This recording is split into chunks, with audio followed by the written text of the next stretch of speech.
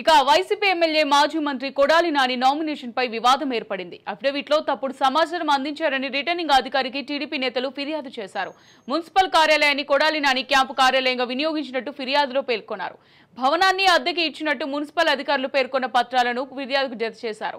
ఏ ప్రభుత్వ కార్యాలయాన్ని కూడా తాను వినియోగించుకోలేదని అఫిడవిట్ లో నాని పేర్కొన్నారని చెప్పారు. అఫిడవిట్ లో తప్పుడు సమాచారం ఇచ్చిన నాని నామినేషన్ ను తిరస్కరించాలని కోరారు. ఈ నేపథ్యంలో నాని నామినేషన్ పై రిటర్నింగ్ అధికారి ఎలాంటి నిర్ణయం తీసుకుంటారనే దానిపై ఉత్కంఠ నెలకొంది.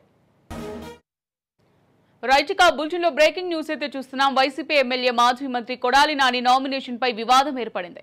అఫిడవిట్ లో తప్పుడు సమాచారం అందించారని రిటర్నింగ్ అధికారికి టీడీపీ నేతలు ఫిర్యాదు చేశారు.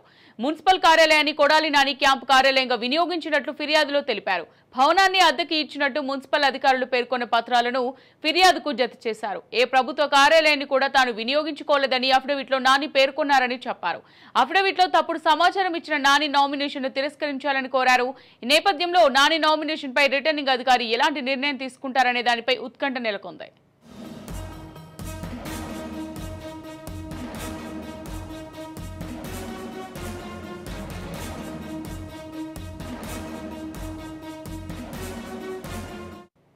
రైట్, ఇక ఇదే అంశానికి సంబంధించి మరింత సమాచారం మా ప్రతినిధి రమేష్ అందిస్తారు. రమేష్, అమూల్య, ఏదైతే మరి మాజీ మంత్రి కొడాలి నాని నామినేషన్ పై ఒక వివాదం నెలకొన్నటువంటి పరిస్థితి కనపడుతుంది. ఏదైతే గుడివాడలో నామినేషన్ దాఖలు చేసినటువంటి కొడాలి నాని ఏదైతే మరి రిటర్నింగ్ అధికారికి ఇచ్చినటువంటి పత్రాలను తప్పుడు పత్రాలను అందజేశారని టీడీపీ శ్రేణులు అక్కడికి ఏదైతే రిటర్నింగ్ అధికారికి ఫిర్యాదు చేసినటువంటి పరిస్థితి కనపడుతుంది. ఏదైతే మున్సిపల్ బిల్డింగ్ కి సంబంధించినటువంటి బిల్డింగ్ వ్యవహారంలో దానికి సరైన అఫిడవిట్ లో పొందుపరచలేదంటూ కూడా మరి టీడీపీ ఫిర్యాదు చేసినటువంటి పరిస్థితి కనపడుతుంది. అయితే ఇప్పటికే రిటర్నింగ్ అధికారులకు రిటర్న్ గా ఫిర్యాదు చేసినటువంటి నేపథ్యంలో ఆయన పైన ఎలాంటి చర్యలు తీసుకుంటారో మరి వేచి చూడాల్సినటువంటి పరిస్థితి కనపడుతుంది.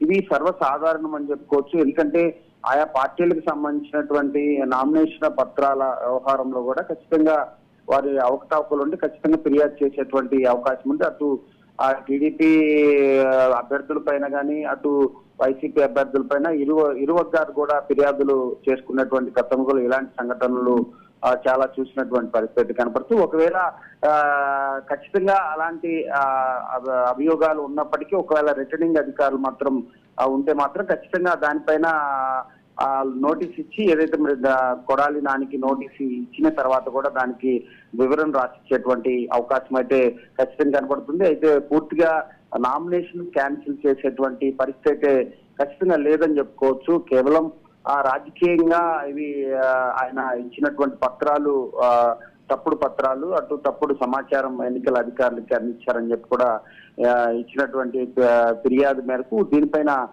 అటు రిటర్నింగ్ అధికారులు ఎలాంటి నోటీసులు సర్వ్ చేస్తారో, అదేవిధంగా మాజీ మంత్రి కొడాలి నాని దీనిపైన ఎలాంటి వివరణ ఇస్తారో మాత్రం వేచి చూడాల్సినటువంటి పరిస్థితి కనపడుతుంది. Right, thank you Ramesh.